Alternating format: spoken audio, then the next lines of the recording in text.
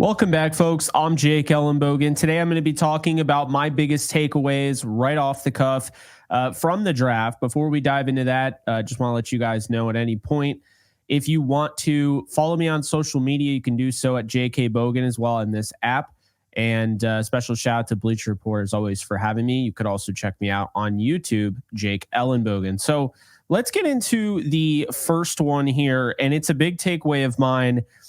Look, the Rams had a plan in place to run more 12 personnel groupings this year. It's pretty evident. The future is there at tight end, which gets me really excited, right? Very excited to see that. I think Terrence Ferguson, while maybe not the guy that I would have picked, is still going to be very productive in this Rams Sean McVay offense. Sean McVay likens him to that of a Travis Kelce coming out of Cincinnati, or even Chris Cooley, who he, of course, coached. So some high praise there, of course, for him. No doubt about it. But I think really this is a big deal because the personnel grouping going back to 12 personnel heavy, this is normally what we see the Rams do when they struggle to really run the football. They go to 12 personnel at the end of the year, and then all of a sudden they start to do some things that they weren't able to do early in the year. Look back at the Super Bowl season, for instance, when you got Sony Michel carrying the rock. They were running a lot of 12 personnel, even 13 personnel. So the question is, do they trust Terrence Ferguson to be that guy in line? He would have to be an inline tight end in that sense. He wouldn't just be a flex tight end. I guess we'll cross that bridge when we do. But Colby Parkinson is still a member of this roster. Sean McVay, mentioned him after the draft. Of course, they mentioned Tyler Higbee and Davis Allen. So that's something to keep in mind there.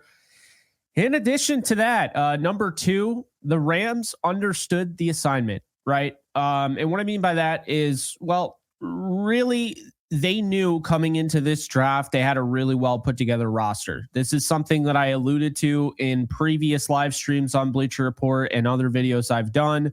Really, simply put, the Rams are one of the stronger rosters in the NFL, regardless of what people say. They've done a really nice job drafting 24 players to be actual key contributors the last two seasons. And while some players, of course, might not, be in the same role as others, you might not have all Puka Nakuas, they're all contributing in their own way, the ones that, of course, are on the roster. So what I mean by that is the Rams only took 6 prospects and even tried trading up reportedly for players like wide receiver Tetaroa McMillan, Emeka Ibuka, and edge defender now Ashton Gelati, who ended up going to the Kansas City Chiefs. So really interesting stuff here because the Rams wanted a big-bodied pass catcher. That's something that I had heard. It's why I wasn't surprised with the Terrence Ferguson pick. I think obviously they wanted Tetaroa McMillan. I would honestly guess he was probably at the top of their board, if not very, very high. Very close to the top. He goes to the Carolina Panthers at 8. Then Emeka Ibuka comes off the board to the Tampa Bay Buccaneers in the middle of the draft, middle of the first round. And then Ashton Gelati was picked a little bit before the Rams were planning on trading up to 70 with the Jacksonville Jaguars to get him. All 3 players are players that I liked. I think they all would have contributed greatly to this team, both the here and now and the long term. So it was a bummer to hear that they weren't able to get those guys, but I really liked what they were able to do in the draft. And I like that they showed some aggression. Okay.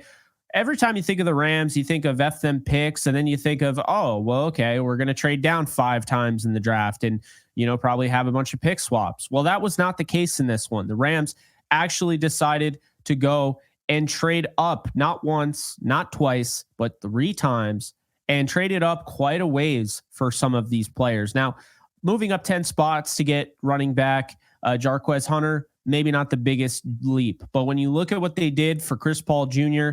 and Ty Hamilton, I think it's pretty clear that they like those players a lot. So my point, the Rams understood the assignment. It's really that simple. You go into the draft. Not every draft is the same. It's tailor-made around where your roster is. And the Rams rebuilt their roster overnight. So honestly, I had no issue whatsoever with this draft. I know a lot of people had a lot of different players they wanted. They wanted a 9-pick draft or a 10-pick draft. I had 9 players, but I really saw this being kind of a lighter class, quality over quantity. And I love that they chose that direction to go in. Number 3 for the takeaway, Rams still want to add an edge room, want to add to the edge room. And that was really telling. And I think it's really smart. See, the Rams in the past have balked at taking edge defenders early on, and it sets their roster back. Just because you have Jared Verse and Byron Young now doesn't mean you can't add for the future. And of course, the old tale goes, you can never have too many pass rushers in the NFL. So the Rams chose to go with pick 90, stick and pick, their original pick. They went with Michigan pass rusher. They went with Josiah Stewart. And I love this pick. I think there are a lot of people that are really concerned about his height and his weight. I don't care. When I watch this player, he's going to add, obviously right away, he's going to add as a run defender. His really, really quick first step impresses me a lot. This is a player that I'm really excited about because he feels like a James Harrison type of player to me, an undersized edge defender. If you look at him on a piece of paper or on a roster or, on a player profile, you think, oh, this guy's barely 6 feet, right? He's not going to do anything. And the Rams have drafted this type of player before in 5'11" Ewan Price out of Pitt their first year. The difference is Ewan Price had some juice, but he was a 7th rounder. Okay. Thought maybe he could do something in the NFL. They took a flyer. However, Josiah Stewart won, and it was not even close, won the entire league over in pass rush win rate. Okay. Not even close. So he was dominant this year. He's been dominant. He had more sacks than a guy that was drafted in the first round. And to be honest with you, I think this is exactly what the Rams were missing when Michael Hoyt left. Now, he's not the big, Michael Hoyt, 6'6", what have you. He doesn't have to be. He's a different type of edge defender, but he sets the edge well. And this guy is going to be a problem off the edge. He's one of the toolsy pass rushers as well. I think his toolbox is very misunderstood. And I am really stoked about this pick. This is going to be a fan favorite for a while. And, the utilization last year, Chris Shula gets a chess piece, but Michael Hoyt was the chess piece. So they replaced him and they bring in a guy who can run in the cheetah package, keeping 3 edge defenders on the field and rushing the passer. I love it. And I love it because I think he complements the other backup in Brennan Jackson, who they spent a 5th round pick on. I don't think they're out on Brennan Jackson. I know a lot of people looked at this as a negative to him, and that makes sense. But it doesn't mean he won't be on the roster. I think, if anything, this is a negative to Nick Hampton. So we'll see how that goes. So moving on to number 4 here on the takeaway list. The running back room continues to be added to every single year, whether it's UDFA, whether it's, via the waivers, because, we've seen that now, of course. Ronnie Rivers wasn't drafted by the Rams, folks, and he was not a UDFA for the Rams. They continue to add to the running back room every draft, every year. And I think this is smart. Now, a lot of people will say stock down Blake Corum. Understandable. But if Kyron Williams isn't signed long-term, there's no stock down Blake Corum. I do think the thing about Jarquez Hunter is that a lot of people try to say, well, he's about the same size. He doesn't really deviate away from what they have. I think that's not really true at all. Just because he is maybe the same size doesn't mean he actually plays the same. And truth be told, he doesn't play the same. He plays a lot more stronger. He plays a lot more explosive.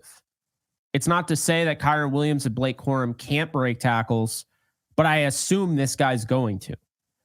And the idea of putting him in, hoping for a home run, I think is a really smart proposition there. So that's what I would say as far as adding Jarquez Hunter. I love the pick. I think it made a lot of sense. What are you trying to accomplish when the draft? When you set out, what are you trying to accomplish? This is something the fans brought up multiple times. Okay, it's time. Add an explosive back, a home run hitter, if you will, and Jarquez Hunter fits the bill.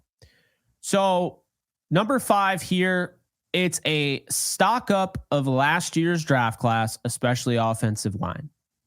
So the Rams have added offensive line talent. And keep in mind, they also picked up an offensive lineman that was cut by the Eagles. So that was Dylan McMahon.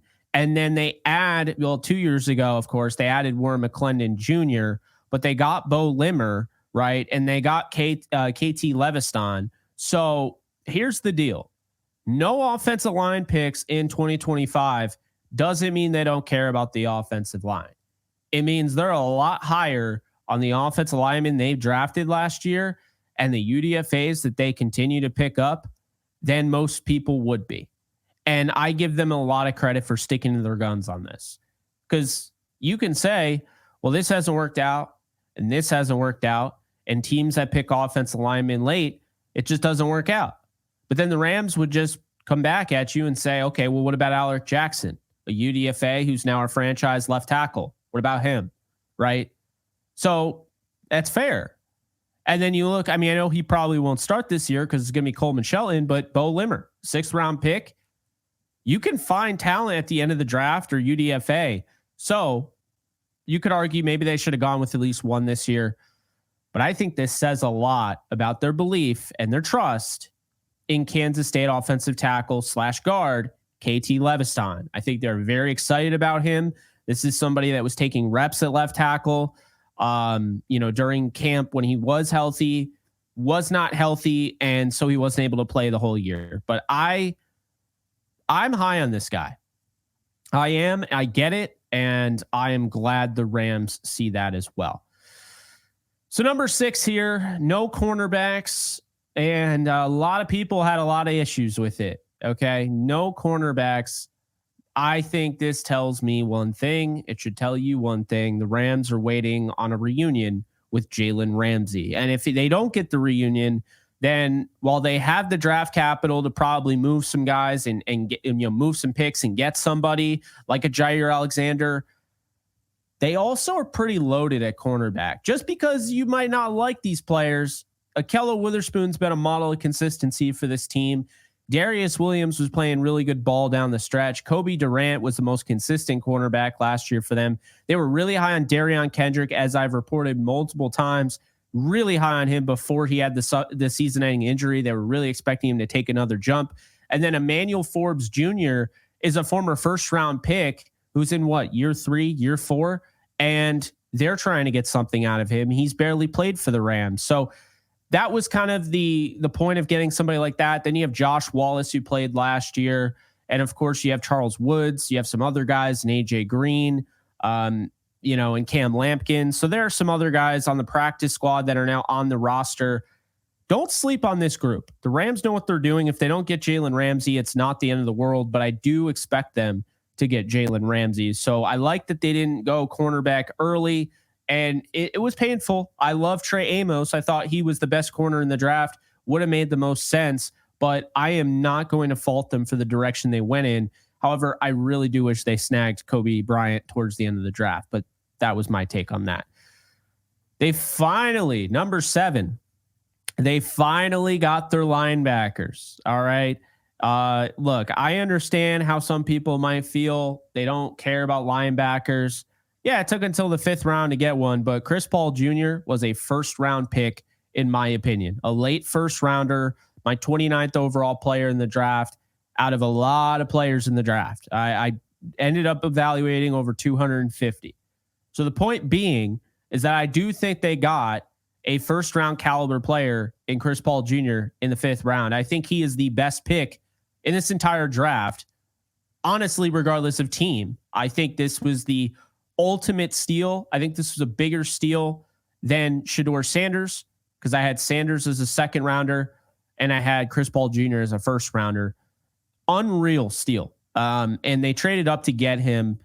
And it just reminded me, there was a player that they traded up to get in the 5th round who ended up being really good, but fell because he was undersized. And that was Kyron Williams, right? He fell also because he didn't run the fastest, but who cares?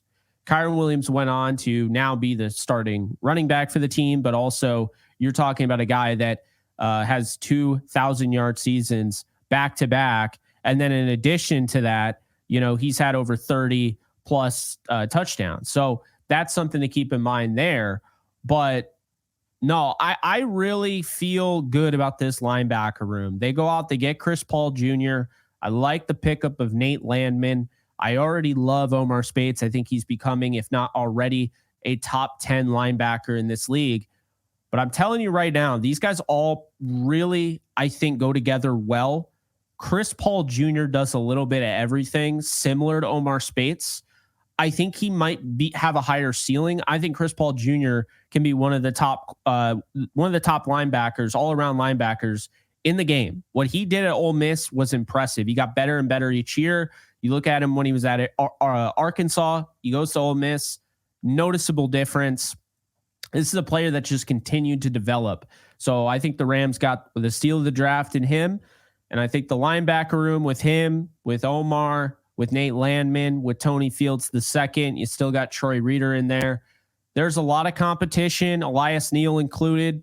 So we're going to see what ends up happening. But that is not also leaving out Sean Dolak, who I had a 3rd round grade on, and I'm a huge Sean Dolak fan. He's my 8th overall linebacker, early 3rd round grade. And this to me is somebody that fell because of the circumstances, didn't get a Senior Bowl invite, Shrine Bowl invite, anything like that, didn't go to the combine. And this is a player that is the only, and keep in mind, Khalil Mack went to Buffalo. He is the only consensus All-American in Buffalo history. So I think they missed the mark on this guy. He ends up going undrafted. The Rams picked him up. I've already marked him on the roster. I'd be shocked if he doesn't make the 53. I think he is that good. And I think we're about to see a mistake and what happens with over-evaluating, caring too much about arm length and height and not enough about the things that matter. This guy feels so much like Matt Milano to me. Obviously, Milano was drafted by the Bills, ended up being an all-pro caliber player, and just has a nose for finding the football. Well, you're talking about a guy that led all linebackers in interceptions in the FBS and a guy that can rush the passer and a tackling machine. I think Sean Dolak, Chris Paul Jr., Omar Speights, Nate Landman, that is a 4 group of linebackers that I feel really confident about going into 2025. So hats off to the Rams. They got 2 of my favorite linebackers in this entire draft. And then last but not least, number 7 here, or excuse me, number 8. Number 8 is acquiring the 2026 first rounder. And again, this is the biggest takeaways from the draft. Acquiring that 2026 first rounder took the Rams out of the market to draft a quarterback this year, which then in turn put together a more win now roster. Because when you're not drafting a quarterback, you don't have to fret. You're not going to draft any guy. You want to draft guys that you like, and you might have to trade up. And if the Rams' mission was to get a quarterback, they likely would have ended up with either Shedeur Sanders, in my opinion, Shedeur Sanders, Jalen Milroe, or they would have taken Kyle McCord in round 6. However, because they didn't have to worry so much about getting a starting quarterback for the future, because of that 2026 first rounder they acquired from the Falcons, and one of the craziest turn of events I think we've ever seen from a Rams draft, well, they were able to just draft the best guys on their board, be aggressive towards getting the best guys on their board, and it really just is simple as that. So those are my takeaways from the Rams draft. Really came away impressed. I gave it an A-. The trade was awesome. I thought they might have reached on some players. I didn't love the Ty Hamilton move, but adding depth in the interior like that, and clearly you like this guy enough to get him that high. I can't hate. Love what the Rams are doing. Love the direction they're going. And like I said, I really think this team has all the makings of going back to the Super Bowl and being an actual problem for the rest of the league. But if you're a Rams fan and you're wondering what the heck comes next, June 1st, Jalen Ramsey, that right around that time is when I think we're going to see some movement there. So he could get traded to another team. We'll see what ends up happening, but my indications are that the Rams really want to bring him back, and they are going to fight to do so. So I hope you guys enjoyed this. Be sure to follow me on all social media at JK Bogan, and check out the YouTube channel, Jake Ellenbogen, and I'll see you guys in the next one.